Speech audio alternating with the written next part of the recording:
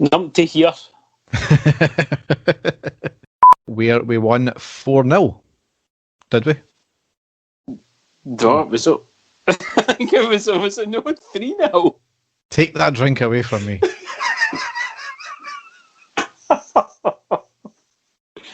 Oh dear. Right, okay. No, it was 4-0.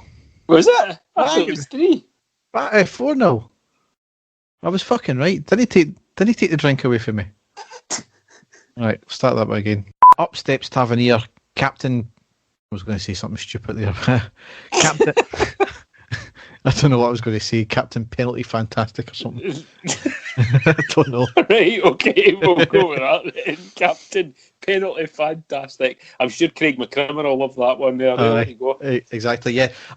And the stadium erupts in red, white and blue. You've never seen anything like it.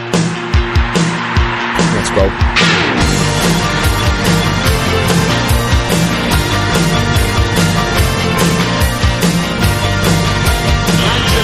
Brace yourself.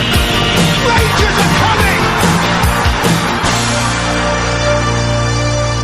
Hi everyone and welcome to the next episode of the iReady podcast. As ever, I'm your host Derek and with me is my co-host Dave. How are you doing, Dave? I'm very well, Derek. How are you, mate? I'm probably going to be even better than you because I've just finished up for 2 weeks annual leave now. Oh, well, I'm off for another 2 days. I managed to get this weekend off, so it's not too bad, mate. Not too bad.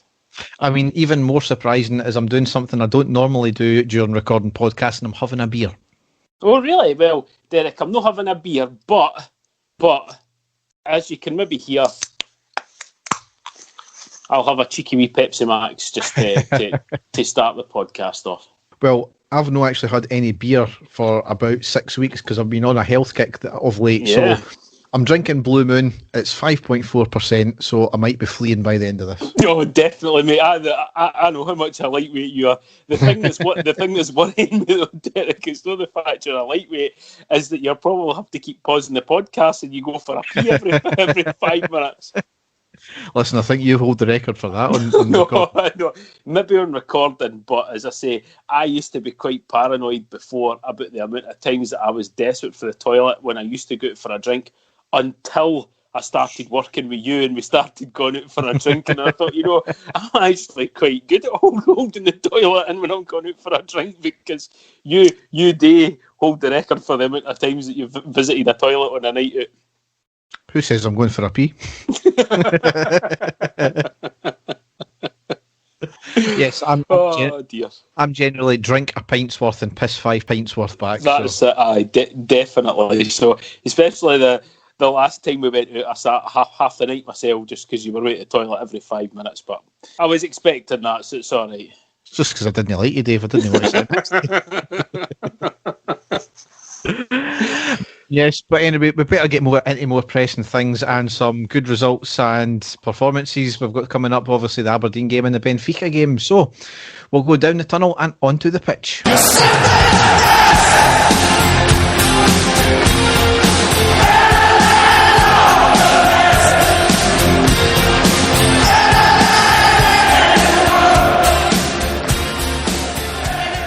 So the first game we've got to cover is on Sunday the 22nd of November. It was at home to Aberdeen where we won 4-0. So 2 changes from the Hamilton demolition of the previous game. We lined up McGregor, Tavernier, Goldson, Balogun, Barisic, Aribo, Jack, Arfield, Kent, Roof and Morelos. On the subs bench were McLaughlin, Bassey, Helander, Hadji, Defoe, Davis, Itten, Kamara and Barker. So certainly what could have been a tricky game, Dave. We passed it with flying colours. Derek, I was actually quite looking forward to this because we are playing extremely well at the moment. We knew that Aberdeen were going to be without a few players for various reasons. The only concern I had was it was the first game after the international break. I'm always a wee bit concerned if we lose some sort of momentum and stuff like that. But thankfully we didn't, and we went out and absolutely crushed them. Yeah, absolutely. Just a great performance all round and ruthless. And we started off where we finished the Hamilton game, which was brilliant to see. Yep. On the 3rd minute, lovely move on the right.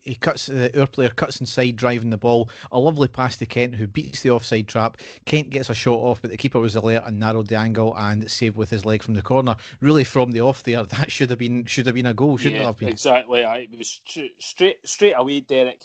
It was great close control by Kent, and the ball that was played inside. I've got a feeling that it was Scott Arfield that played the ball into him. And as I say, he broke away clear for his man, and you're expecting Kent to burst the net with that, especially because it was quite close and only the keeper to save. But, unfortunately, he managed to pull off a good saver away. But as you say, that was right at the very start of the game. And I think that just sort of showed Aberdeen, that we were there, we were meaning business, and we really didn't take our foot off the gas, did we, after that? Absolutely not, because in the 14th minute, Kent ended up scoring and making it 1-0. We had lots of possession, working the ball from the back. Jack loses out in the ball, but it falls to Kent, who took the ball forward, and from about 25 yards, he hits a shot, was going goal bound, rebounds off the back of the Aberdeen defender, and curls into the bottom right corner off the post and in. Brilliant goal. Obviously a wee bit of fortune there, but a deflection is still a goal at the end of the day. It was, Derek. I mean, it was a great shot. So, I mean, I reckon if the keeper was going to save it, it was going to take an outstanding save, but it just took it that inch away from him and made certain. And you only actually saw the deflection when you were looking at it from sort of Kent's angle. Actually, when he hit the shot, it looked as if it was, a clean strike that he got on it. But as you say, any sort of shot that we're looking, that's what we're looking for. We've been crying out for just to have shots for the edge of the box all the time. We say it, constantly. I think you've said it more than any of us. These type of shots lead to goals, and thankfully for us, it did end up in the back of the net. So, great start. Absolutely. 18th minute, a completely baffling decision. Roof clearly taken out from behind in the box. No penalty given. Again, we say it time and time again, it's the most penalty of penalties you've ever seen, and it wasn't given. I mean, clearly taken out. No attempt to play the ball. What was the deal with that? I've got no idea, because, as I say, every single person said it was a blatant penalty, and when the guys on Sports Scene say it's a blatant penalty, Derek, then it was a blatant penalty. But it was a shocking decision there. Thankfully, it didn't matter and it didn't go against us during the game, but as you say, absolutely baffling. Yeah. 23rd minute, quick break by Aberdeen, beats the offside trap, gets the ball on the left side of the box and gets a shot off. Was going wide, but no chances from McGregor, and palms it out for the corner. The resulting corner played right to the back post, and McGregor had to push it away and was eventually cleared for another corner, this time on the other side. So certainly Aberdeen, they had a chance. It just shows you that we couldn't rest on the laurels. We had to be alert at all times, and fortunately we were. 26th minute, Aberdeen played a quick ball forward. There was a tangle with the attacker and the centre-back in the middle of the park. The ball eventually comes to the Aberdeen player on the right side of the box, who has a shot, and McGregor puts it out for the corner. So again, quick succession there. They were a bit dangerous. However, 2 minutes after that, on the 28th minute, Roof made it 2-0. Goldson chips the ball over the defender to Roof on the right-hand side at the edge of the box, cuts the ball inside, drags 3 defenders with him with his right foot, and then a shot with his left foot into the back of the net. Just an outstanding goal from Roof there. Yeah, we're getting used to it now, Derek. We're getting used to him scoring spectacular goals, and that certainly was. But certainly wasn't a sort of long-range shot, that we were, that he's become famous for doing. But his close control when he picked the ball up in the edge of the box was absolutely brilliant. And as you say, that wasn't the end of it. He had another 3 defenders all round about him, and just managed to flick the ball. He's got great movement, Roof. That's what I've noticed about him. He doesn't look the biggest of guys, Derek, but he's very, very strong and very, very quick. His body movement's excellent. And that was half the battle there. He used his upper body and swerved one way, swerved the other way, and with that momentum was able to take the ball with him, and then an excellent strike past the goalkeeper as well. So poaching instincts as well as some great trickery in the ball, and just an outstanding goal. Yep. 33rd minute, Aribo on the right into the box. He drags it more centrally, hits a powerful shot, blocked by Roof of all people, spills out. Arfield taps the rebound into the back of the net. However, it was correctly flagged for offside for Roof being offside initially. 33rd minute, there was a quick break up the park with Aberdeen playing a long ball right to Cosgrove. Balogun caught in two minds. Cosgrove passed to Hedges, who has a first-time shot, but it was blocked by Goldson. So again, Aberdeen showing the work. Yeah. A wee bit dangerous on the break there. A bit disappointing from Balogun there, just that whole should he stick, should he twist kind of thing there. But fortunately, the rest of the defence covered up, and that's what we've seen this season so far from the defence. And we've seen it again last night with the Benfica game. If there's an individual that does make a mistake and gives the ball away, the rest of the defence are more than able to cover for it, which is what wasn't happening last year. If one player made the mistake, the other players weren't switched on enough, or they made their own mistakes to not cover for it, which is great to see this year. Yeah, definitely. Yep. And the last piece of play in the first half, on the 45th minute, there's a free kick from Aberdeen from 23 yards, up and over the wall, a comfortable dive and save from McGregor. So very comfortable at half-time, going in at 2-0, really and fully in control. Aberdeen still were, I wouldn't say posing danger, because the defence, the defence had it covered all the time, but we had to be on the ball, and we had to be mindful that they could be dangerous on occasion. Yep, definitely. Into the second half, it didn't take us long to round out the game. It didn't take us long to close out the game, and that was on the 49th minute. We went 3-0 up with Arfield scoring. Lots of pressure in the build-up. Kent on the right side gets to the edge of the box, squares it to the middle, finds Arfield, who has a first-time shot, going goal-bound, but it takes a deflection off the defender, which outfoxes the keeper and into the back of the net. Again, take the shot. Exactly, yep. It all comes from that, Derek. It was, as you say, the shot looked as if it was goal bound regardless, but it did take a wicked deflection. But I really don't care, Derek. It's the momentum was with us. The shot was ended up in the back of the net. So you're absolutely delighted right at the start of the second half as well. And that was the game, put to bed, Derek. At that point, they were able to go out and see, or what I thought was see out the rest of the game, but they certainly kept the momentum up throughout the second half. They certainly did. Because only 2 minutes later, those three words you love to hear, penalty to Rangers. On the 51st minute, there was a corner coming in. The defender had his hands all over Balogun and dragged him down. Clear penalty as well. You can't argue about that. And on the 52nd minute, up steps Tavernier to make it 4-0 on the 52nd minute. The keeper dives to his right and Tavernier sends it to the opposite side. So, great penalty again. Yep.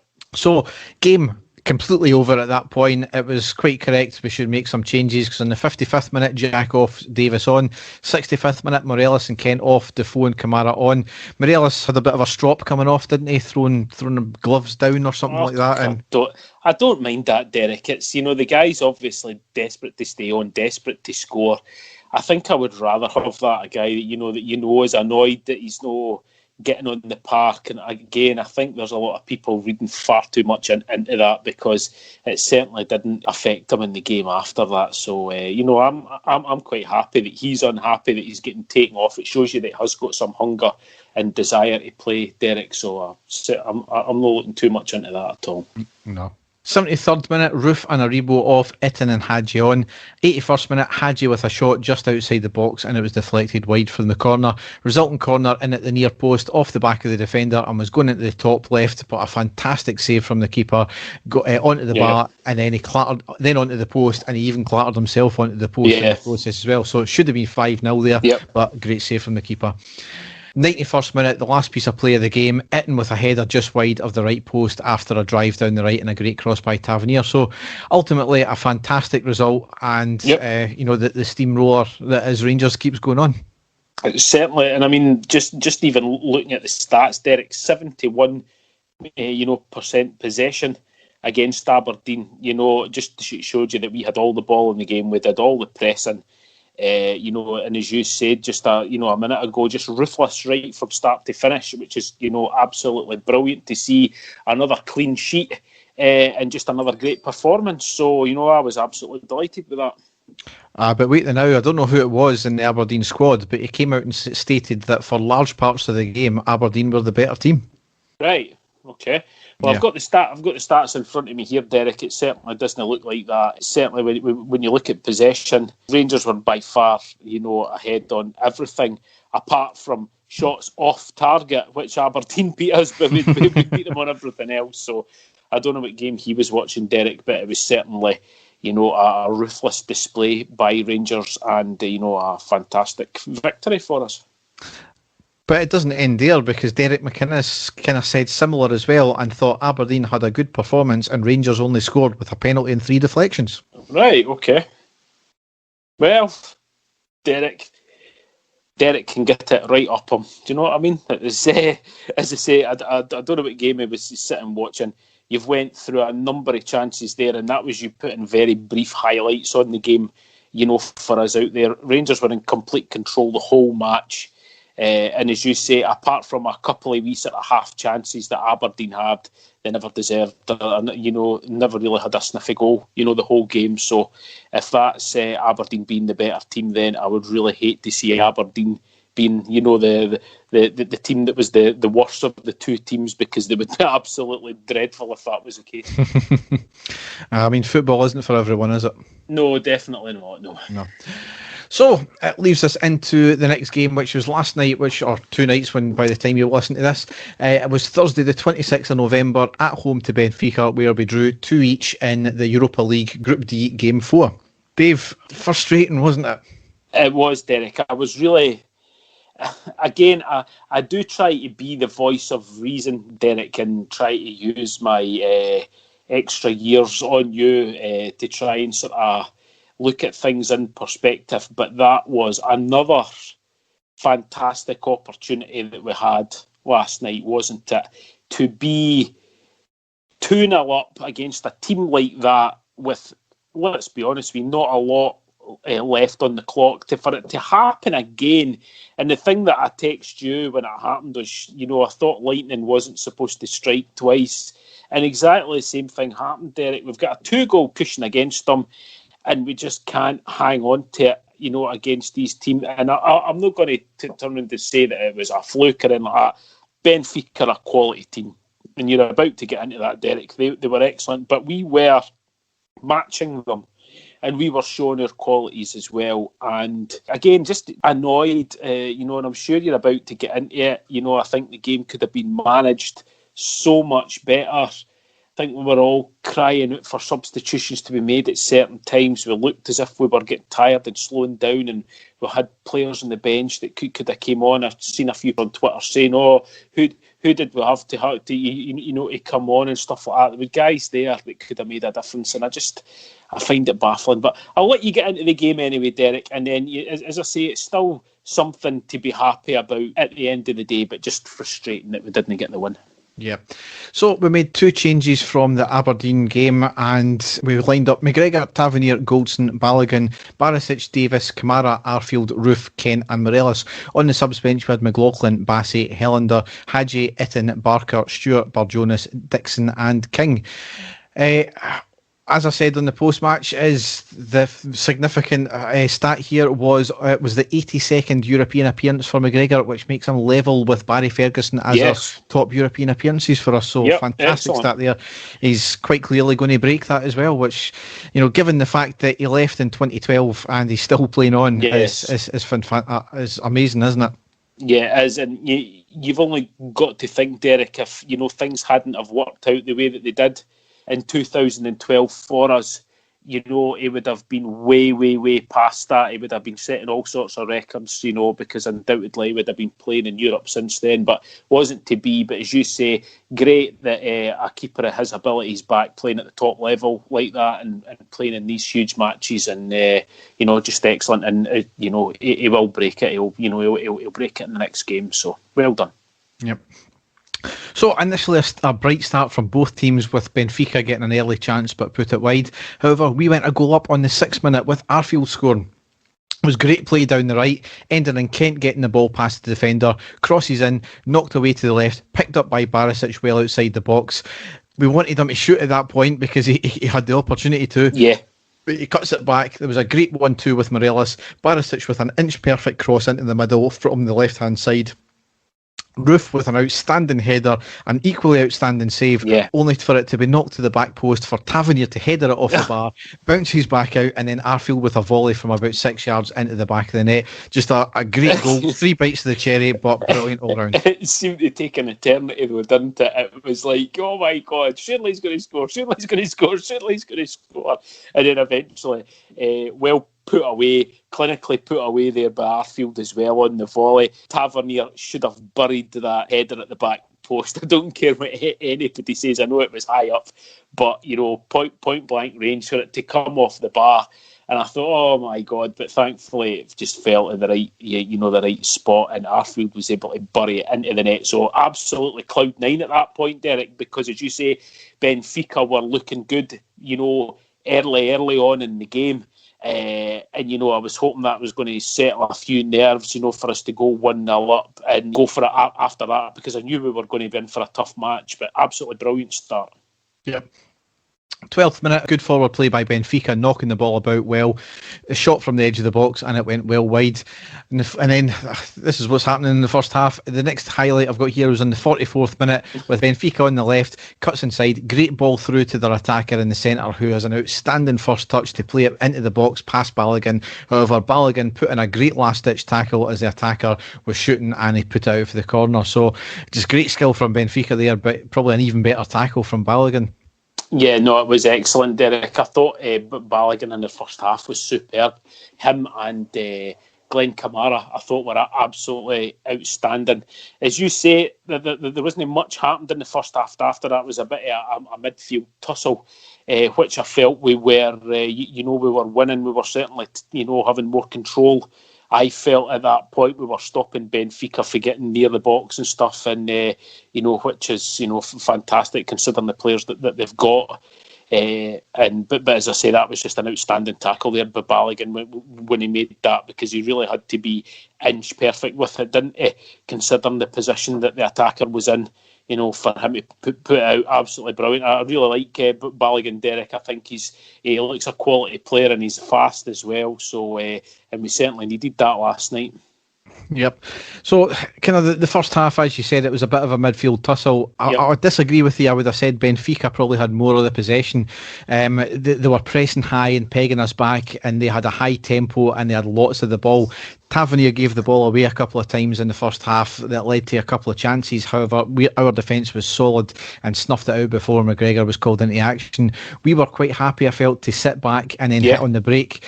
Any time that we got up the park, though, we were completely crowded out. It looks as if they were sitting with like 2 banks of 4 at the back. They were getting back very quickly.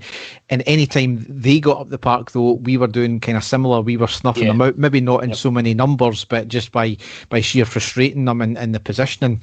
We were knocking the ball about well, and we did hold possession when we needed to. I just felt Benfica probably had more of the ball in the first half. So certainly decent first half, you can't argue with that. We frustrated them up front, and looking for more of the same, because it was certainly a decent performance in the first half. 47th minute, a long throw into our box from the right hand side, flicked on at the touchline, and a volley from the on-run attacker, but it went wide. 59th minute, a shot wide by Benfica after a lot of possession. And then more controversy as well, because on the 62nd minute, Roof was charging down the right hand side with the ball. He got near to the box, he puts a cross in, the defender with his hands out in the box strikes them and spins back into possession of Benfica. An absolute definite handball there, a stone waller, and again it was at the near side, so I don't know what the linesman was looking at, but it certainly wasn't the ball. Right in front of the linesman, Derek. Instantly I texted you last night to say surely that's a handball. It's clear as day. There's loads and loads of people on social media have actually got the picture of the guy. His hands are up. The ball strikes his arm quite clearly in the box. It was a definite penalty for us, and absolutely baffling. You could see Roof was going absolutely mental when the ball cannoned off the guy's arm. He knew that it was a stone waller as well. But as you say, I don't know what the linesman was thinking about. It was right in front of him and just baffling. Yep. However, we never let it affect us too much because 6 minutes later, on the 68th minute, we went 2-0 up with an outstanding goal from Roof. A stunning goal and a stunning move. The ball was fed to Kamara on the left, who has a lovely back heel to Barisic. He takes the ball forward, feeds the ball to Roof, who takes the ball a couple of yards and then unleashes a stunning shot from the edge of the box past the keeper and into the net. Just an outstanding all-round goal, and then the execution at the end from Roof as well. Equally stunning. Sensational, Derek. Absolutely sensational. As you say, the build-up play, Kamara on the left wing, the back heel into Barisic, who looks up, sees Roof sort of, at the left-hand side, just outside the box. He's got the confidence to take on the defender. The defender actually shows him inside, infield. That's where he goes. He looked up very, very quickly, saw where the keeper was, and just unleashed an absolute thunderbolt right in the top corner. Absolute peach of a goal. Sensational stuff. And a goal worthy winning a game, Derek, which it should have been. It should have been the goal that won the game. Just absolutely sensational. We're getting used to Roof doing that now, especially in Europe. That, not quite as sensational as his last one, but I tell you something, Derek, absolutely brilliant. Really, really top goal. Yeah, absolutely. And, it's just all about the build-up as well. We've scored so many goals this year, especially in Europe, where the build-up right from our half all the way up there till we actually score has just been outstanding. Yeah. It's been one-touch stuff. It's been incredible. It was just, as I say, great play and awareness by, all the players all around. And for Roof, he's obviously, his confidence is sky high. They're now, Derek, to take that on, and, just a tremendous goal. Really was. Yeah. However, all our work started to be unravelled on the 77th minute when Benfica pulled a goal back to make it 2-1. And it was an OG from Tavernier. It was a long ball into the far side of the box from the right, played to the unmarked attacker in the centre who has a shot. It was saved by McGregor. It rebounded out, hits off Tavernier, who knew nothing about it, and into the back of the net. Unlucky from Tavernier. He wasn't playing his best tonight, absolutely. He was working hard, he was trying, but there was a lot that just wasn't coming off for him. He made a few mistakes. This one, certainly, you can't blame him at all for. He was just in the wrong place at the wrong time. Could do nothing about it. But I think that what was more annoying is the defending prior to that, because they had several opportunities to get the ball, snuff it out, and they just backed off. They just failed to put a tackle in, and they allowed them to sneak in there. And considering their play in the final third was lacking, they just seemed to switch it on, and this is what they got from it, a goal. Yeah, no, it was disappointing, Derek, especially at that point in the game, because it hadn't even been 10 minutes since we had scored their second goal. And again, we'll get into game management, Derek. I felt so strongly when we scored that second goal for us to bring on somebody else in midfield, just basically try and stop Benfica playing, frustrate them, just do anything to cling on to that 2-goal lead, and it didn't happen. And then for them to score a goal, to get back into the game, still with, a good sort of 12, 13 minutes left on the clock, was just inviting them on. It gave them that hope, didn't it? It gave them that glimmer, that chance. And just really disappointing, wasn't it? Yep, absolutely. 79th minute, Morelos with a powerful shot on the edge of the box. The keeper palms it up and it ended up hitting off the top of the bar, back out into play, but Roof just couldn't quite get the ball, and it's eventually cleared. Unlucky that there. Yep. And perhaps if that had went in, then the next thing wouldn't have happened, because on the 81st minute, Groundhog Day, Benfica drew level and made it 2 each. The ball from the right played into the centre, simple play to the unmarked attacker in the middle of the box, who blasted it high into the net. A common theme with both goals: unmarked player, unmarked attacker in the centre of the box, who effectively the ball was worked right through without them even putting a tackle in. Powder puff defence from a defence that was absolutely fantastic all night. It was like a lapse of concentration, Derek, which is really... It's just not like our defence this season at all, as it is. We've seen it in the two games against Benfica. That was sort of a wee switch off, and as you quite rightly said, the one player that we just leave unmarked, and it was a good finish by him, but the ball should never have reached him in the first place. We should have had somebody right there to snuff that out. It didn't happen. they scored, and we were going from sheer rejoice to thinking, oh shit, we're going to leave here and not get anything out of this game at all, because there was still plenty of time for Benfica to get the winner as well. And I think that's what you suddenly go from thinking that you're going to win this game to saying to yourself, shit, we're going to get beat here. And I had a horrible feeling at that point, Derek, that we were going to lose it completely. Yep, absolutely, and considering the other game the way it was going, but fortunately Standard Liège got a last minute goal and they won their game. Yeah. However, I want to preface what I'm about to say next with, when you look at the game, we're playing ultimately what is a Champions League team. Yes, I know. And the quality of their team, they spent 100 million in the summer, their team is worth like nearly 200 million, etc., etc. And the team have been fantastic, and if you had said to us, would you take 2 points from Benfica at the start of these two games, you would have bit your hand off for it, considering that they were the favourites to qualify. They were seeded one ultimately. However, it's not the result that I'm annoyed at, it's the manner of the collapse both times. And I know we're playing a quality side. However, had it been a 0-0 or a 1-1 or a 2-2 each, and we had been, like, can I say, 1-0, 1 each, 2-1, 2-2 each or something like that, then I would have fully accepted it. But it was the game management in both games that have effectively let us down. The first game, it was the players, I felt, for not just taking the ball to the corner. They were still going for the juggler, which was good to see, but they didn't need to do it. This game, it was the lack of subs. And Benfica had made 4 subs throughout the game, and their second set of subs was another 2 players coming on just before we scored our second. Throughout the game, we made no subs whatsoever. Now, people were saying online, but you don't want to, when we're 2-0 up or 2-1, you don't want to bring on subs because it might upset the balance and it might risk the game. Well, you never made subs, and it did cost us the game, effectively. At the same time, you look at the bench. People are saying, look at the bench. Well, who do you bring on? If you bring on Helander, you need to change the system. You're not going to bring on, attacking player.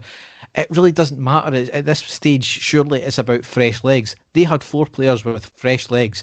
Our players had put an absolute shift in. They had worked their arses off. They were dead on their feet, some of them, it looked like. And that's what cost us the 2 goals, I think. It was. I mean, we did have players that we could have brought on, Derek. I mean, I know we had the, Bar Jonas and Dixon, King on the bench. We still had guys like Brandon Barker that could have came on, because I thought after he scored the goal, Kamar Roof, his legs were looking heavy. We could have changed things up there.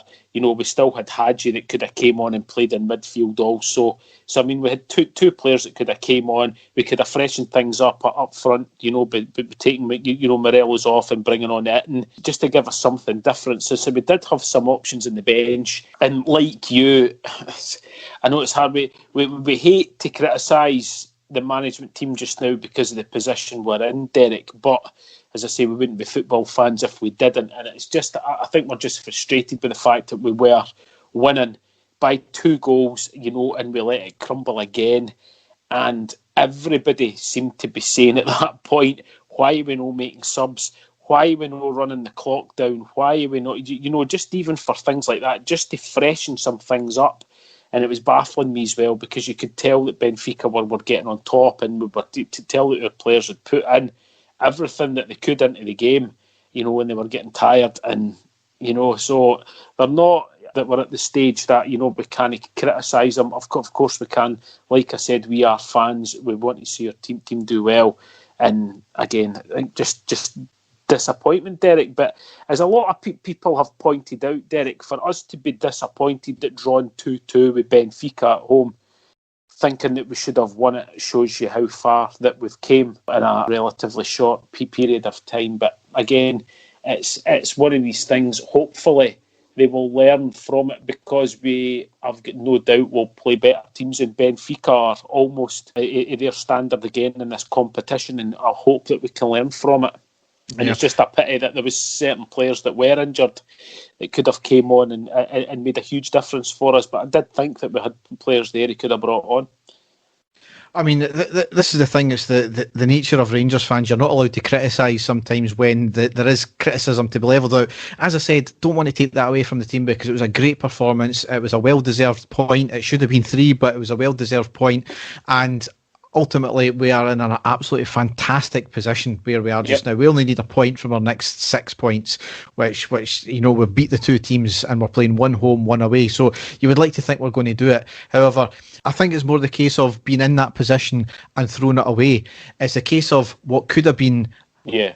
And we've thrown it away. It's more the case of what happens if that's in the last 16 or what happens if that's in the last 32 and we don't get another chance to rectify it because it's not a league situation, it's a knockout situation, and we throw it away like that. That is what I'm on about. What happens if that was, say that was we were 2-0 up, we'd drawn the first leg 0-0, a good away draw, and then we let in 2 goals like that and they go through and away goals. That's the kind of thing. And it's more frustrating because I know we're far punching above our weight in that game and this season so far, but I know the team can do it.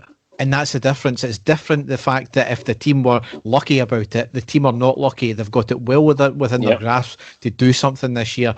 I'm not saying win the Europa League. I'm not saying even get to the final, but I think the way we've played, the way we've been solid, we've shown that we can do it, but we've also showed again that we can have lapses like this. So it's more frustrating because I know the team are so good.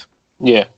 Again, though, as I say, just to get on to my last point, Derek, I'm hoping that this is a learning curve as well, for the management team to say, right, okay, we've been in this position before, we need to tighten things up here, don't go too gung-ho, let's just try and frustrate the other team, run the clock down. That's my only hope, with that situation is a learning curve, Derek. But as I say, there's nothing we can do about it now. We've spoken about it. It's, I'm in complete agreement. The management team are not above criticism. We are fans, we're entitled to have their say.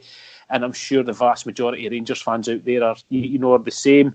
Looking at it on paper, 2 fantastic results against a top European team. But again, we could have had a lot more, Derek. And we could have been a lot worse. We could be Celtic fans right now.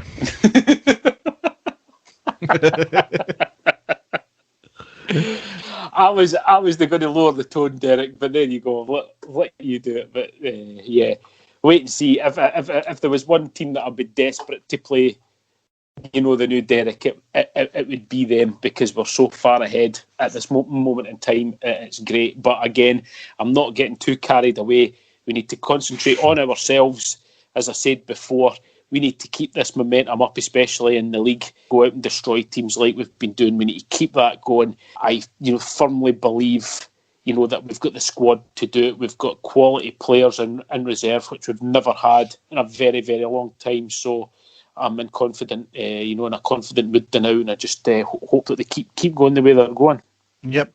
So in the league, we've played 15, won 13, drawn 2, lost 0, scored 41, conceded still only 3, goal difference plus 38, and we've got 41 points. We're 11 ahead of Celtic, who've got 2 games in hand, but we've got a 17 better goal difference than them, which is incredible at this point. Totally. In the Europa League, we have played 4, won 2, drawn 2, lost 0, and we've got 8 points. Benfica have also got 8 points, and Poznan and Liège are on 3 points. So we're technically top of the league just now because our head-to-head is better on Benfica. I thought it went on results, but then obviously because we've both drawn the games, it goes down to away goals. Yep. And then, so obviously, it just leaves us needing a point from our next 2 games, which, as I said, you would like to think we're going to do. Certainly hope so, yes. So the next game is on Sunday, the 29th of November. It's away to Falkirk in the League Cup last 16 or round 2 or whatever it's called. That's a really pish time. That's 5 o'clock PM kickoff. Yeah, strange one, yep.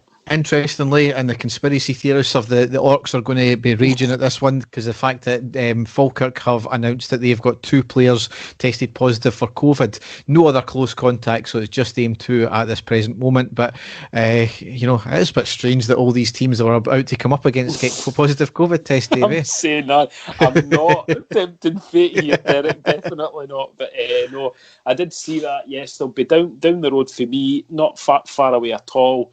As I say, I'm just annoyed that we can't get into the stadium, because it'd have been one that I'd have definitely been going to. I would have been able to get a ticket for that game with the contacts that I've got. So I'm just annoyed that I can't go down in person to see the game. Again, it's going to be on that bloody plastic pitch that I don't like our players playing on. But it's got to be done, but I would like to think that we can easily beat a team for the lower leagues with some ease, and I think the manager will be making quite a few changes in that game, Derek. Yeah, I mean, the last time we played Falkirk, I think it was anyway, that I was in Stuttgart on a stag do, and I think we were 2-0 up and we lost, ended up coming back to draw 2 each or lose 3-2 or something, so wasn't best pleased that night, but I'm sure it'll be different this time. Yes, I'm sure it will be, Derek. Next game after that is Thursday the 3rd of December. It was at home. It's going to be at home to Standard Liège. That's game 5 of the Europa League. That's an 8 o'clock kickoff. So hopefully all we need is a draw. That's, if we play for a draw, I'll be fairly happy about that. Sunday the 6th of December away to Ross County in the Premiership. That's a midday kickoff. And then the last Europa League game, which is Thursday the 10th of December away to Poznan, and that's game 6, and that's a 17:55 kickoff. So all to play for. Quick run of games. Yes. Steve and I will be back at some point before one of the games anyway. Definitely, yes. Yes. So it's now time for the classic match. And then it is! The final whistle's gone! Rangers have won the European Cup Winners' Cup! So Dave, do you want to explain what happened here? Right. Derek, as you know, ever since I subscribed to Rangers TV, as anyone who, gets onto our TV knows that there was a catalogue of classic matches to choose from, and I sat on Wednesday in front of my computer and I was sitting looking through all the games, and there was a lot of games. I was looking at games from way back in 1985, and what I do is I sit and I go through and I'll watch the games. I'll go back and I'll see what the scores were, and I think to myself there, and then I stumbled across one from 1997. So I have got, Derek, as you know, a large list of games that I have covered over the years, and it is a large list because I sent it to you tonight when you pointed out how much an utter plonker I had been. And this game wasn't on the list, so I thought, right, that's absolutely perfect. And I wrote up the match report, and I honestly can't remember watching the game back at all. I wrote up the match report. I had to go into various old newspaper articles to find, the actual full teams for Rangers and Hibernian. I sent the match link to Derek, telling him what game that we were covering. He said, right, that's fine. And then just about an hour before we were due to record, Derek tells me that we've already covered this game, and it was only about 2 months ago that we actually covered it. I honestly can't remember covering it at all. Can't remember watching it, looking at it, anything like that whatsoever. I've got the match report in front of me here right now, and I can only apologise. Accepted, Dave. Grudgingly accepted. So, as Derek said, I've done a hell of a lot of classic matches. So Derek is going to pick one from right back when we first started recording that we've not heard of in quite a while. So I hope you enjoy it, folks, and I will make sure my list is up to date. That game is now added, and I'll definitely come away because there are loads of games to choose from on RTV. So why that one particular game has came back to my attention, I've got no idea. But there will be a brand new classic match in the next podcast, I promise. No, it was an honest mistake, Dave. It was an honest mistake. And as I say, I was baffled when you got back to me because the first thing I did was look at the list of games that I've covered.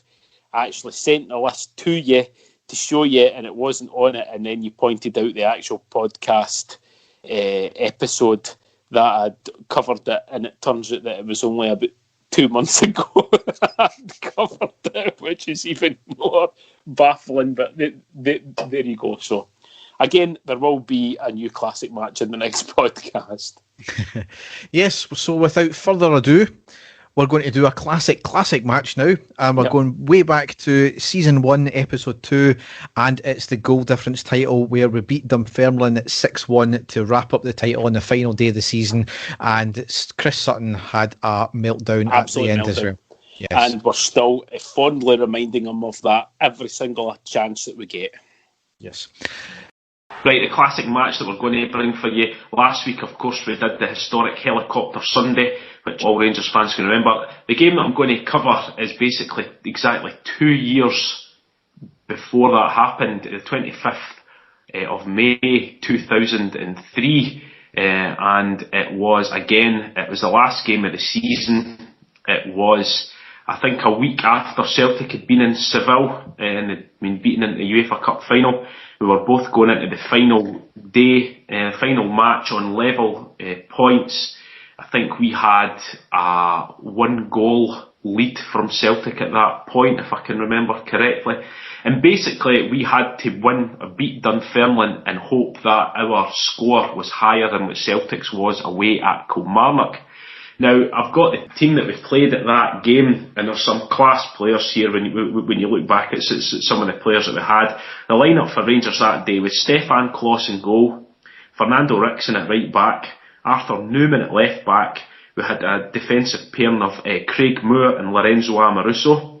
In the centre of midfield, we had Barry Ferguson and Mikel Arteta.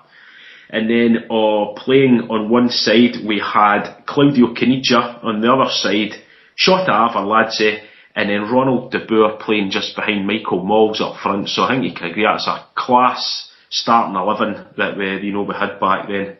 But the only thing that really matters was Claudio Caniggia's hair. I know, quality. It was that sort of matted, long, had they been washed in 2 years look that he had, just sort of stuck in the one place for being so long. So what happened during the game? Like I said, we had to win that game. We had to win it well because we had a feeling that Celtic would be all guns blazing trying to win their game at Kilmarnock. So we started off, we had a fantastic start to the game where Michael Malls got the ball at the edge of the box, moved one way, slotted it underneath the Dunfermline goalkeeper to make it 1-0 to Rangers. That was only in 2 minutes. It was a perfect start. I was there that game. I thought to myself, fantastic, we're on our way, let's try and get another one as quickly as possible. But then what happened? Dunfermline equaliser just a couple of minutes after that. Luckily, because it was at the start of the game, all the fans were still well up for it, and we only had to wait about another 10 minutes before we got our second goal. Claudio Caniggia scored that on the 16th minute to make it 2-1 to Rangers. And then just before half-time, Shota Arveladze, dancing queen, came in, made it 3-1 to Rangers. Don't know if you can remember Arveladze's dancing, it was a bit mental. He came in to make it 3-1 to Rangers at half-time. Then, into the second half, Dunfermline were putting Rangers under the cosh a wee bit, and there was an absolutely incredible save by Stefan Klos. Shot was hit. I'm not going to guess who the Dunfermline player was, but a shot was hit. It was going right into the top corner like an absolute rocket. I don't know how Klos managed to get his hand behind it, but he pulled off an incredible save, turned it round the post to keep it at 3-1. Then Ronald de Boer, who I wouldn't have said was an out-and-out striker, I would have put him as a sort of support player at the front, stole in with a header to make it 4-1 to Rangers, and that was his 20th goal of the season playing in that position. So I don't know about you, Derek, Ronald de Boer is one of my favourite players of all time at Rangers. I thought he was an absolute class act. When it came to Rangers, we were told, it's the wrong de Boer, you've got Frank de Boer, the man that you should have got in defence, but I thought Ronald de Boer was a class act. What was your memories of de Boer? Absolutely. One of the world's greatest players for me, both him and his brother, but having Ronald in the team was absolutely stunning. The fact that he scored 20 goals from that position as well, unbelievable. Absolutely fantastic. Yeah. So after that made it 4-1 to Rangers. We were well on our way. We were checking the scores back at Celtic. It was still kind of neck and neck. Then Stephen Thompson, who came on for Michael Malls, got in, stolen at the back post, and that was actually Rangers' 100th league goal that season that he had scored, and that was to make it 5-1 to Rangers. So to think that we scored 100 league goals, but when you look at the way that McLeish set the team out, 2 wide men, 2 strikers, an attacking midfielder. But Barry Ferguson was always that sort of anchor man, which I think was his best position. But it was a very attacking team. It was a class act of a team that season. But Thompson scored the 100th league goal. Then Neil McCann came on for Claudio Caniggia, ran through into the box. He was brought down right at the end of the match, and Mikel Arteta with the penalty, and it's another one of these iconic moments that you look back when you look at Arteta when he scored. He was still really young, Arteta. He was a class act. He'd step up, cool as you like, slotted the ball away, and then he ran away and done his mad dance with his hands in the air and all that. For it's something that you always see. When you're talking about Arteta and his time at Rangers, you always remember his sort of mad celebration at the end. The championship winning goal, if Mikel Arteta can hold his nerve. He can! Rangers 6, Dunfermline 1, and the championship appears to be Rangers. That made it 6-1 to Rangers. It put us, one goal in front of Celtic. It finished 97 points we finished on that season and 101 league goals scored, which is absolutely phenomenal. Now, to think that we only had one extra goal, in the goal difference against Celtic, it shows you how incredibly tight the league was and how, there's hardly any drop points in those matches. So that was high pressure stuff there for those guys, but it was a class act team. It was a great game to be at. Everybody was going wild. It was great the fact that it was, we hadn't won the league the season before that, so it was fantastic and just a class first 11 there for Rangers, and with the likes of Neil McCann still there, to come on, it proved to be a great player for us as well. A great game, a great memory. I just hope that all the Rangers fans out there listening to this will remember that game fondly as well. Maybe not quite as dramatic as Helicopter Sunday with everything that happened, but again, still, it was a dramatic day and just great to be there. Did you have much recollection of that game, Derek? I know you're quite a bit younger than me. I was watching it at home with my dad, and I just remember both games kicked off obviously at the same time. And they were both on separate channels, TV channels, like it was for Helicopter Sunday a few years later. I just remember that each channel, obviously, any update of a goal was kind of bringing up a wee box in the corner showing you that, and it was back and forward all game. 1 minute Celtic were going to win the league, the next minute Rangers, back to Celtic, then Rangers. It was an incredible experience just to witness what was unfolding. Great drama for the neutral as well. Turning point, I think, was Alan Thompson in the Celtic game. He missed a penalty, which would have put Celtic over the threshold to win the league, and he missed it. Obviously, our game finished a couple of minutes before Celtic. And then when we had finished, we won, we celebrated, and then we had to wait on the kind of Celtic result coming through. And the camera shot was just McLeish looking at the kind of one of the guys in the sideline. I think it was one of the stewards, and he told them that Celtic game had finished, and the whole place erupted. So it was a fantastic occasion. Great the fact that it was at Ibrox as well. Apparently there was a banner up there, and I never realised that until just now. Apparently that was the world record for the 50th title. That's right. As well. That's correct, yep. I mean, McLeish, much maligned manager, I thought. He was actually, when you look back now and you actually see what he did achieve in the short time that he was there. I mean, he won more trophies than Celtic's best manager since Jock Stein, which was obviously Martin O'Neill. Yeah. And I always liked McLeish. I was always one of his supporters. A couple of my friends, never really taken to him. But what he had to deal with at the time, obviously not as harsh a circumstances as McCoist and even Walter Smith had. But I mean, that was the kind of start of the problems with not being able to sign people and signing really kind of very substandard players, but we were absolutely fantastic, and I loved that. Let's not forget as well, we're not talking about the European Cup, we're talking about the Champions League in its current form. He was the first manager to take a Scottish club past the group stages of the Champions League as well. Yeah, absolutely.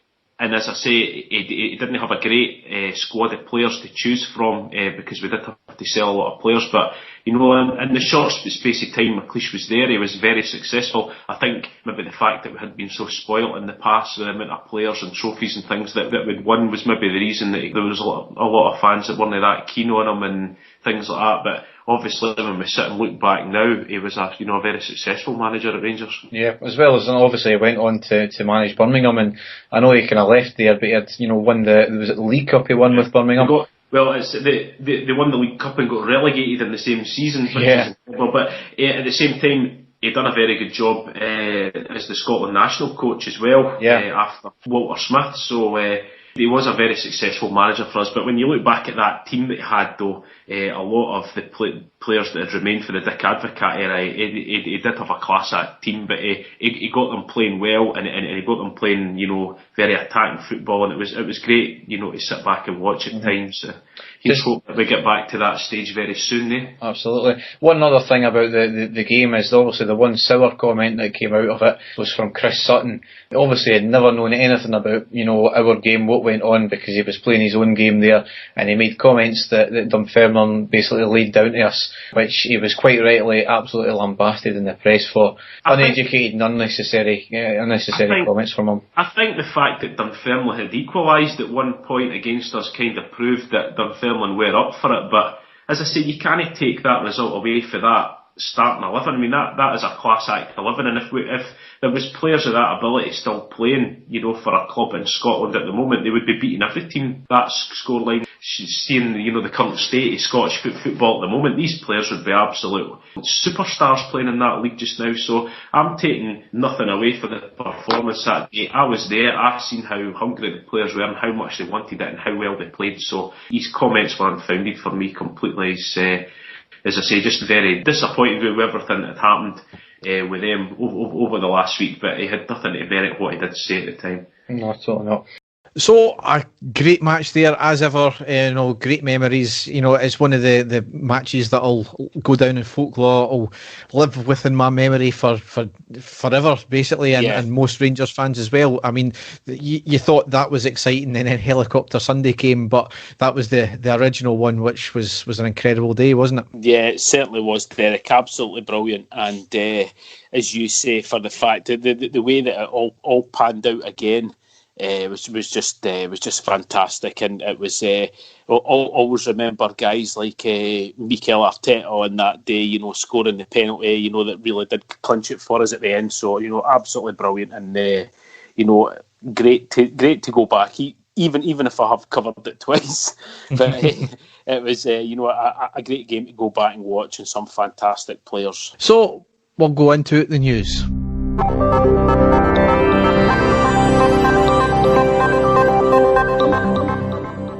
So obviously the first thing we've got to cover is the sad news that football icon, legend, one of the greatest of all time, if not the greatest, Diego Maradona, passed away age 60. Just sad news all round. Living the life he did, though. It's quite surprising that he lasted to 60, but a sad loss for the world of football.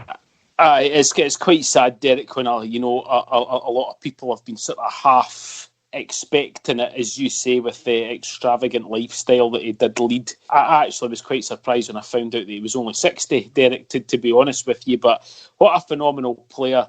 If you get the chance to watch the documentary that was made about him, I've watched it twice now. It's absolutely sensational. There's a lot of, it's all fully unseen footage of, when he signed for Napoli and what he did for Napoli. And he basically, he single-handedly, in my opinion, won the World Cup for Argentina, Derek, in 1986. He was tremendous, because the rest of the Argentina team weren't that great, and he was just a superstar. He really was. And I wasn't. I didn't witness Pele playing, so he's certainly the greatest player I've ever seen play football.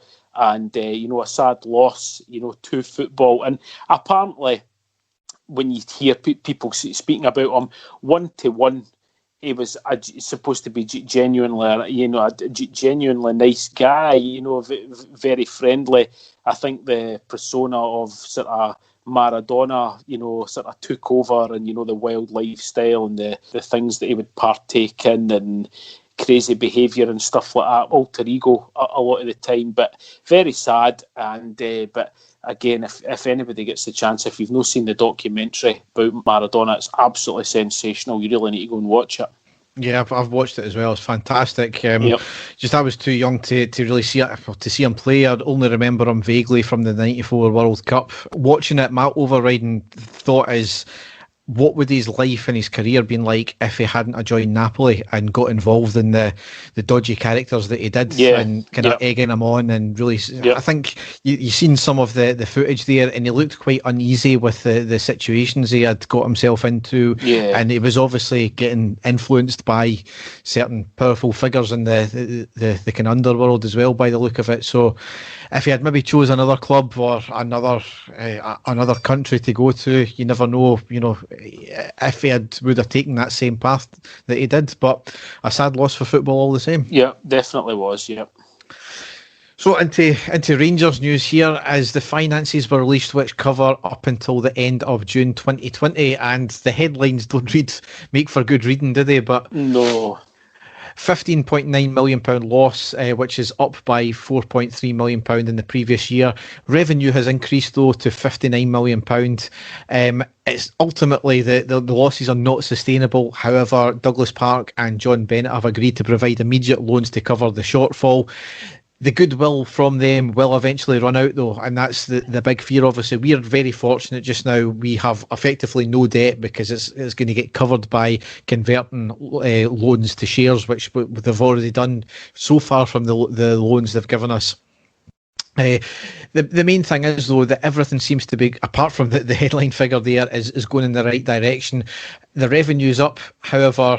You look at the headline figure and it looks horrific, which, to be honest, it is. However, you've got to look behind that, and even from a very basic and ultimately no knowledge of finances, you dig a wee bit deeper into it, and you look at it and you say the revenue's up, which is always a good thing. It doesn't include the Castore money or any of the retail money. I also believe there's £3 million in that set aside for Sports Direct, which might not even be that much. I think we're still due money from the old retail deal as well. The appeal decision on the Sports Direct deal is still to be heard. I think that'll be getting heard in the early new year. We've obviously in that period had a shortened season. We haven't sold any assets like players. We've majorly upgraded and refurbed parts of the stadium. Obviously, we've got the Edmiston House thing going on as well. And if you look at it, if we had accepted the Lille bid of 16 million for Morelos, then we would have broke even. Yes. So we will become a selling club, and I wouldn't be surprised if Morelos goes in January. You can usually command a slightly bigger price in January as well, given that it's just an awkward time of the season. And when you look at it, he's been scoring in Europe, but our goals in the league have come from everyone but him. So we've adapted our squad, we've adapted our team now. Granted, he's doing a lot more off the ball now. He's dragging players out, he's coming back. He's been great doing that way. He's just not getting the goals. It just shows you, though, Champions League qualification is 100% imperative. We qualify for Europe once. That ultimately wipes out our loss and then doubles it in terms of profit. So it's imperative we get to the Champions League, and given the level and the qualification, I don't think, given who we're playing just now in Europe, it's going to be too far out of our reach. No, it's a favourable draw, to get in. It helps us out massively. It doesn't look great, just like what you've said, Derek, but there are a lot of things to add in there. We have spent a lot of money on the squad as well, let's be honest. Bringing players in, that have commanded quite a big transfer fee. So bringing in these guys as well. Morelos didn't go, but like you, I've got a feeling he will be away in January. I don't know who it will be to, if Lille will come back in for another bid or not. There's a lot of talk that apparently they are still interested in him. I don't know. But we do still have the retail deal to come in. We do still have a full season to go. And the season was extraordinary last year, with it being cut short. And I don't know any club out there, Derek, who's not posting a loss. Let's be honest. Every team out there is struggling.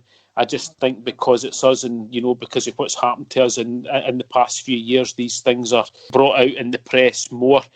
But I think you can go to nearly any club in the world, and I don't think there'll be anybody out there that have made a huge profit going on the last year. So I'm not too worried, Derek, but as you say, we can't keep relying on these guys to come in and bail us out. We have to get on a sort of even keel, don't we?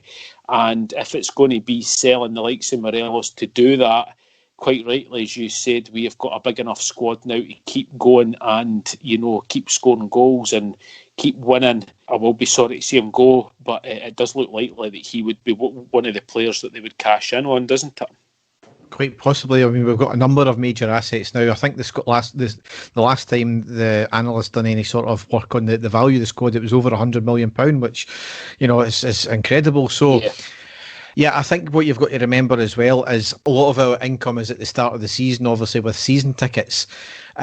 With 48,000 season tickets, we have got a large chunk of the money we would be getting for ticket sales in already, haven't we? Yep. There's only another 3,000 tickets that would go on general sale anyway. So when you look at it that way, we wouldn't be losing as much as some clubs will be. Absolutely not, because a lot of them just rely on just general footfall and pay at the gate. We'll obviously be losing stuff in the kind of programmes and match day stuff and match day tat that you buy as well, and pies at half time. I don't know how much of that goes to the club, mind you, if they're leased out to companies, but it's certainly, clubs need to get back to having fans, even if it's a limited capacity just now. I know there's talks with the Scottish Government because they're the England fans in England are going to be getting into the stadium, but in typical Scottish Government SNP fashion, they hate football, and they have said categorically no, because we can't have certain we can't have some industries coming in and some industries not. Doesn't make sense, that, because as soon as lockdown's lifted, they're going to open up restaurants, they're going to open up pubs and things like that. So it's a bit double standards there. It is. But anyway, on the back of the finances, the AGM has been announced for midday on Tuesday, the 15th of December. So I'll be interested in that one there. Yeah, obviously, lockdown should have just been lifted by then. So, hopefully that's the plan anyway, depending on what the government decide to do. But I don't know if fans will be able to attend or not with that one. I doubt it, Derek. I've got a feeling it will be sort of broadcast out, and they might try and do it. The questions being asked will be beamed live in and stuff like that. We'll be able to sort of log in and watch it possibly on RTV or something like that. I've got a feeling that there'll no be, or if there is, there'll be a very, very small amount of people allowed in. Yeah. We mentioned it before, Edmiston House has fully been demolished now, and plans for the new building have been approved. Yeah. A few minor alterations. I think it was just about the positioning of some things, and I think part of the roof at one point was changed. I think it was like a chimney stack or something like that. But I can't wait for this to open. It's something that's been desperately needed for a long time. We've spoken about it before, but it's going to be a massive money spinner for us. Aye, absolute massive, Derek. It's going to be something spectacular for the fans as well. The whole match day experience is going to change, big time. We're basically going to have this new arena as what it's going to be right next to the stadium, state of the art. It's going to completely change the whole outlook of the whole area. It's absolutely brilliant. It's been it's been needed, and a huge congratulations to the club for getting that through, because it is going to be spectacular. I can't wait, for it all to be there and for us all to get in and have a look. It's going to be tremendous. I don't think it's going to be big enough, to be honest, Dave. I really don't. No. But some of the objections for it was absolutely hilarious, though. I mean, people were complaining about the noise it's going to bring, and then there was a meeting that was broadcast, and I think it was like a Zoom meeting of councillors and a representative from Rangers, and the councillor was adamant that it was a 24-hour licence, but it turns out he was put in his place because he was looking at the initial draft of the application and not the revised one. I think there's been about 2 or 3 drafts of it, and he wasn't looking at it, so he had to apologise for his behaviour there. That's good. Yeah, excellent. Yep. Next thing here, obviously, the idiots that are Jordan Jones and Jord Edmondson, they were given 7-game bans by the SFA for their COVID breach. Yeah. I think it's a fair punishment given the seriousness of it and given the situation. However, I can't help but feel once again we've been treated differently compared to others committing the same offence. As you remember, Bolingoli and the Aberdeen 8 got 7 games with about 3 or 4 suspended. Granted, after those bans were handed out, the SFA were clamping down harder, so the proof will be in the pudding when someone again breaches COVID regulations. The ban is academic, largely because it's unlikely that they'll see the first team again. However, they've both apologised and they both accept their bans, as do the club, and they were back in training in the first team. You think about it, we've been very lucky with COVID so far, so if we were to have an outbreak, we may have to rely on them. Yes. So it may be best to keep them on side until it passes the now, and then, get rid if that's what they're deemed to be doing. But certainly Rangers and Gerrard seem to want to draw a line under it just now. Okay, we spoke about it in length in the last pod, Derek, so I'll not go over it again. I was very surprised, as you say, to see them back training with the first team. What you've just said is, very sensible. It's head over heart when it comes to these guys. I was bitterly disappointed and really didn't want anything to do with them again. But as you say, try to be sensible. Things could happen where we do need them to come into the squad and stuff like that. So maybe that is how the manager is looking at it as well, trying to be sensible rather than anything else. So we'll just have to see what happens with that one, eh? Yeah. Hey, here's the ironic thing about the whole thing. 3 Scotland under-21 players tested positive for COVID after their recent exploits in the European stage. Another 8 having to self-isolate. Kind of ironic given the fact that the SFA are hammering and investigating clubs for any positive test just now. Completely reeks of double standards, but you don't expect anything else from the inept SFA, do you? You definitely don't, no. No. One thing I want to touch on here is the Duff and Phelps 2 have had an out-of-court settlement for 6 figures for their malicious prosecution. This is in relation to the case they were taking against Police Scotland. Charles Green is also due damages, as it is admitted that the prosecution of Mr Green had no proper basis. Several odd things. I don't want to say too much about it because there is ongoing things, but there's several odd things about the whole thing. None of these 3, Green and the Duff and Phelps 2, were actually technically prosecuted. Yes, they were arrested and charged, then they had their charges dropped prior to the trial, so none of them were actually prosecuted. In the course of an investigation, you can be arrested and or detained and questioned. So I fail to see what the issue is. I mean, they're obviously going on reputational damage. Yes, so that's exactly what I was about to say. That's what they're going on here. However, one of the things, and I do know the source of this, it came from a Celtic blogger, so take of it what you will, but it kind of makes a lot of sense, and from what I've looked into, there certainly seems to be a wee bit of truth in it. It's claimed that the documents that were obtained, which proved the wrongdoing, were obtained and are handled in an inadmissible way, so that's why it was ruled out in court, which is the reason why their cases collapsed, their charges were dropped, and the trial of Craig White was an absolute farce.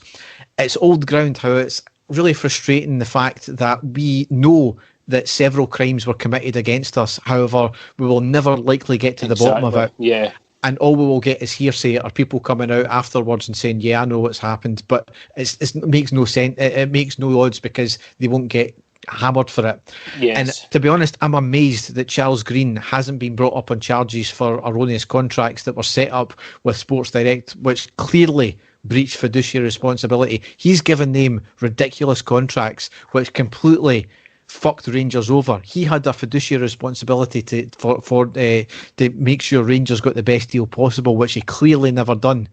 And he fucked us over. So I'm amazed that there's no charges for that, but that's a story for another day, and I don't want to really get into that too much. So the last few bits and pieces here I've got is Other Than Excuse is finally getting put out to pasture and will air for the final time at this Hogmanay for an 1 hour special.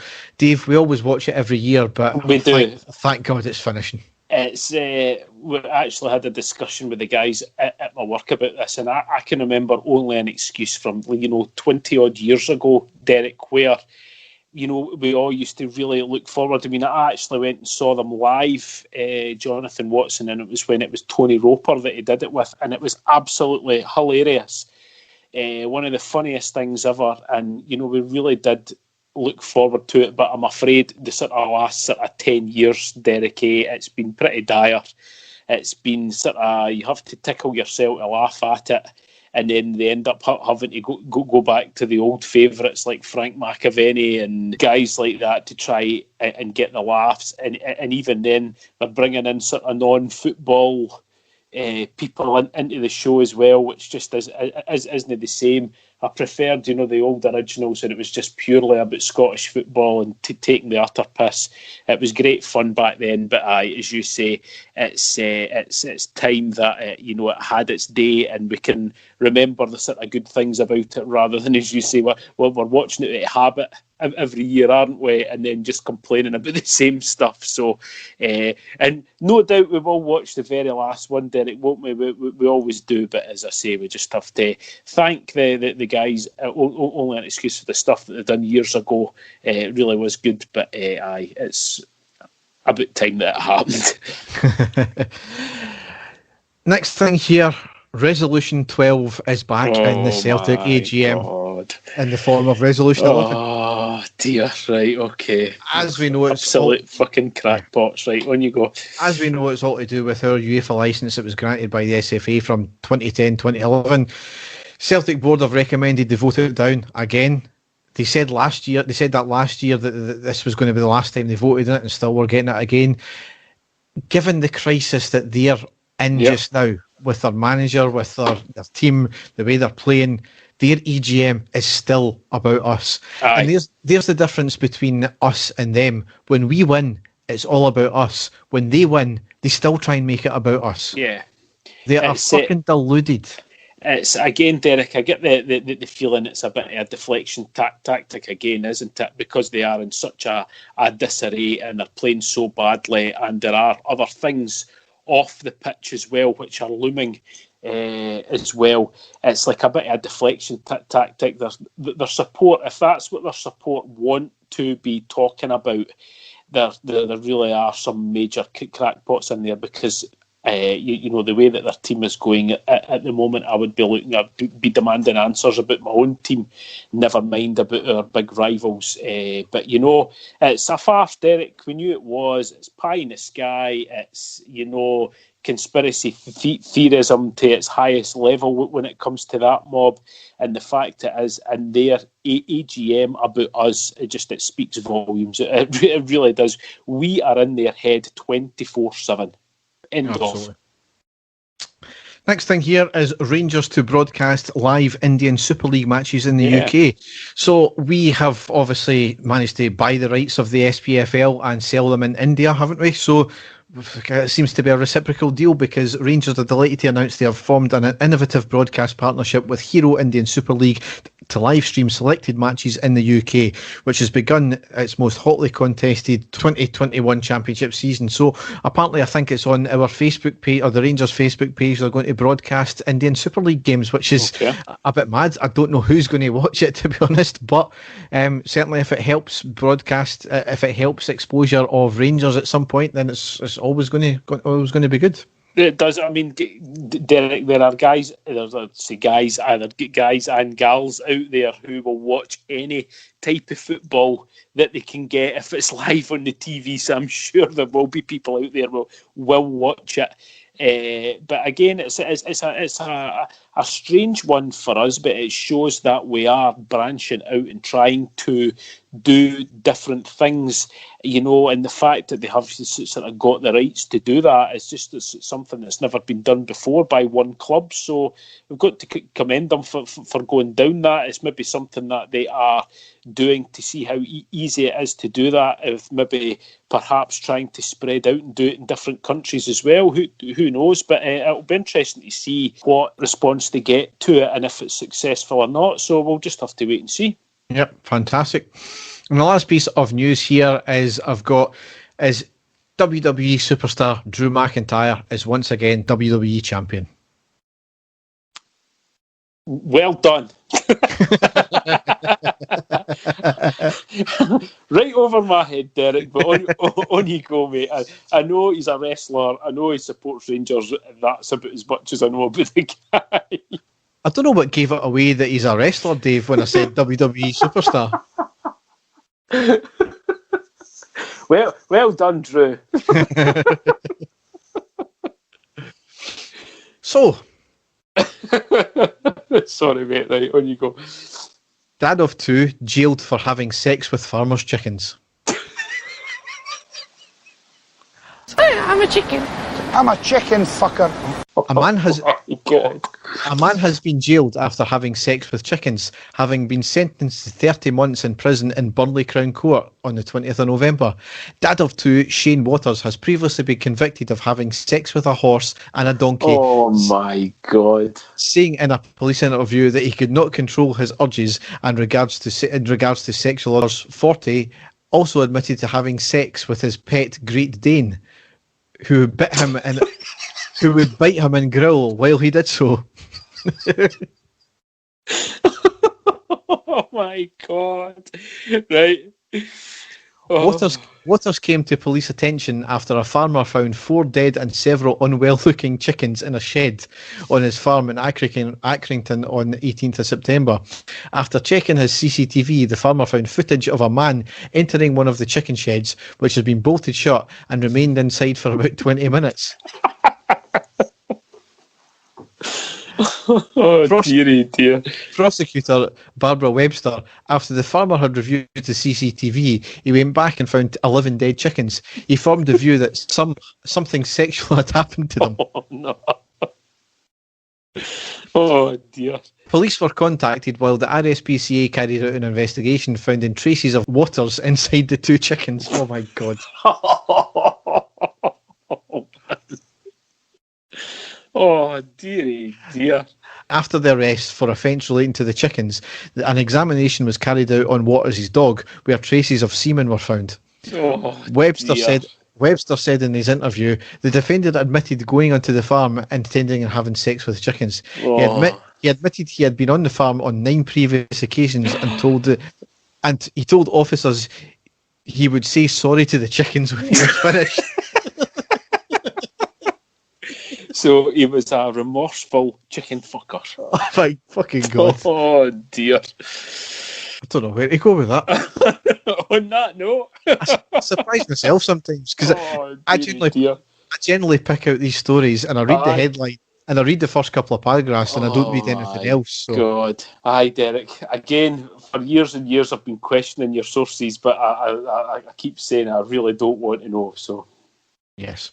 So on that note, it's a podcast. Aye. So if, as ever, if you want to go and check out what else we do, you can go to our website, which is ireadypodcast.wordpress.com, and there you can find all the stuff we do, like all the other episodes, all the match reactions, and Dave, all the classic matches. And I've even updated it as well last week, so he's got no excuses. Oh dear. Okay. So, we'll look forward to the game on Sunday. A strange time as ever. I'll be back with a post-match podcast at some point. So, thanks for listening and goodbye. Take care, folks, and we'll speak soon. Bye-bye. And the stadium erupts in red, white and blue. You've never seen anything like it. Let's go.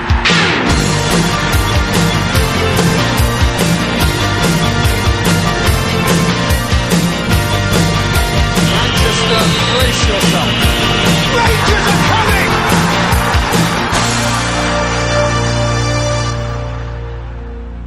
Back. Disappointing decision from Scott Bain. He shouldn't be coming there. And all of a sudden he's thinking Callum again almost gets back. And it's 4-1. It's ultimately it's another 4 goals conceded. It's a disappointing evening. And strangely enough, it's hard to say this, but I actually thought the spirit was there.